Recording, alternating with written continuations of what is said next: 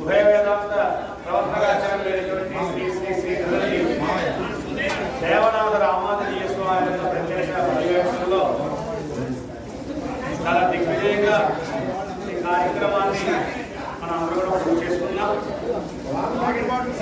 ఈ యొక్క ప్రతిష్టా మహోత్సవం పూర్తయినటువంటి ఈ సందర్భంలో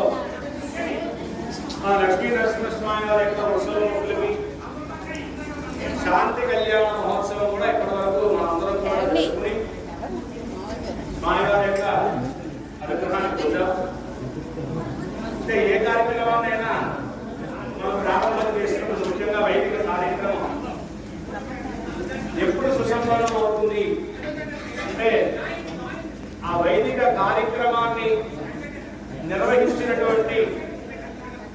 స్వాములు ఇక్కడికి వేరు చేసినటువంటి డిఎస్ఓ దగ్గర నుంచి ప్రారంభించి ఇక్కడ ఈ కార్యక్రమాన్ని చక్కగా పాంచరాత్రుల ఆగమ ప్రకారంగా జరిపించినటువంటి మన విద్యాచార్య స్వామి వారు శ్రీకూర్మ క్షేత్రంలో ప్రధాన అర్చక స్వామిగా వేరు చేసినటువంటి మన శేషాచార్య స్వామి దాసబాబు గారు వారిని అలాగే వారి యొక్క కుమారుడు అలాగే సింహాచలం దేవస్థానం నుంచి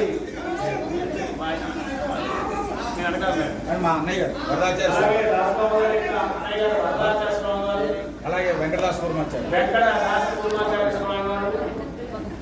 వీరందరూ కూడా చాలా చక్కగా ఈ కార్యక్రమాన్ని నిర్వహించారు. భగవంతుడికి ఎప్పుడు సంతోషం అంటే తనకి గోపురాలు కట్టినప్పుడు, తనకి మాలా సమర్పణ చేసినప్పుడు, తనకి లోపల వస్త్రాలు సమర్పించడం, కవచాలు సమర్పించడం, ఇవన్నీ కూడా స్వామికి ఒక ఆనందం అయితే అంతకంటా మించినటువంటి ఆనందం ఎప్పుడు స్వామికి అంటే తనకు సేవ చేసేటువంటి అర్చక స్వాముల దగ్గర నుంచి కార్యక్రమాలు నిర్వహించేటువంటి స్వాముల దగ్గర నుంచి అందరికీ కూడా ఎటువంటి లోటు లేకుండా వారి యొక్క గౌరవానికి తగ్గట్టుగా సన్మానించినప్పుడు ఆనందం. భగవంతుడికి ఈ కవచాలు గొడవలు ఆయనకే ప్రత్యేకంగానే ఆభరణాలు వేస్తేనే, వస్త్రాలు కడితేనే, మాల వేస్తేనే అందం కాలేదు. ఆభరణకు అరడు కొడుకు పెరుమాళ్ భగవంతుడికి ఆభరణాలకు కూడా అందాన్ని ఇచ్చేవాడు.